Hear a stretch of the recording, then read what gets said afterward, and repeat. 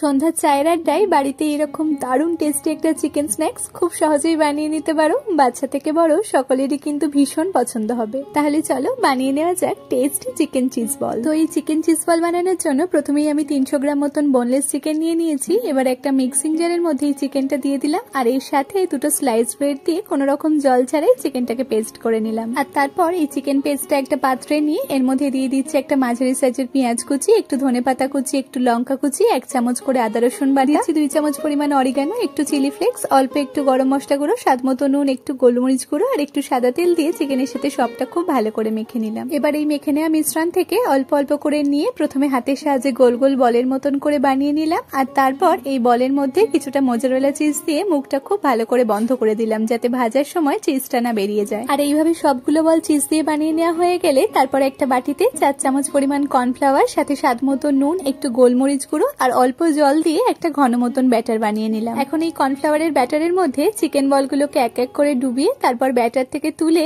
এগুলোকে কর্নফ্লেক্সের কোট করে নিলাম। আর এই কর্নফ্লেক্সটা আমি আগে থেকেই হালকা করে একটু গুঁড়ো করে রেখেছিলাম, তবে তোমরা চাইলে ব্রেড ক্রাম্স বা বিস্কুট গুঁড়ো দিয়েও কোট করে নিতে পারো। আর আমি এখানে এই চিজ বলগুলোকে ডাবল কোট করেছি, মানে একবার কোট করে নেওয়ার পর এটাকে আবারও কর্নফ্লাওয়ারের ব্যাটারে দিয়ে তারপর কর্নফ্লেক্সের কোট করে নিয়েছি। আর এইভাবে সবগুলো বানানো হয়ে গেলে তারপর কড়াইতে বেশ খানিকটা সাদা তেল গরম করে নিয়ে এর মধ্যে এক এক করে চিকেন বলগুলোকে দিয়ে দিলাম। এবার লো টু মিডিয়াম ফ্লেমে একটু সময় নিয়ে উল্টে পাল্টে গোল্ডেন ব্রাউন করে ভেজে তুলে নিলাম। ব্যাস, তাহলে কত সহজেই তৈরি হয়ে গেল আমাদের দারুণ টেস্টি চিকেন চিজ বল। আর এই চিকেন চিজ বলগুলোকে কখনোই কিন্তু হাই ফ্লেমে ভাজবে না। হাই ফ্লেমে ভাজলে উপরের কোটিংটা খুব তাড়াতাড়ি ভাজা হয়ে গিয়ে ভিতরটা কিন্তু কাঁচাই থেকে যাবে। তাহলে আজকের এই সহজ রেসিপিটা তোমাদের কেমন লাগলো অবশ্যই কমেন্টে জানিও। আর ভিডিওটা ভালো লেগে থাকলে চ্যানেলটাকে প্লিজ একটা সাবস্ক্রাইব করে দিয়ে পাশে থেকো। দেখা হচ্ছে আবার কাল নতুন একটা রেসিপি নিয়ে। টাটা।